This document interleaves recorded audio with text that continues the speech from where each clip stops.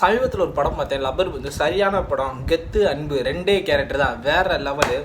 விஜயகாந்த் எப்படி சொல்லலாம், அவருக்கு ஒரு அந்த பாட்டு, அந்த பைக்கில் ஒரு சீனு, வீட்டில் பெயிண்டிங் எல்லாமே ரொம்ப சூப்பராக இருந்துச்சு. படம் எல்லாருமே ஃபேமிலியாக போய் பார்க்க வேண்டிய முக்கியமான படம், கண்டிப்பாக போய் பாருங்கள்.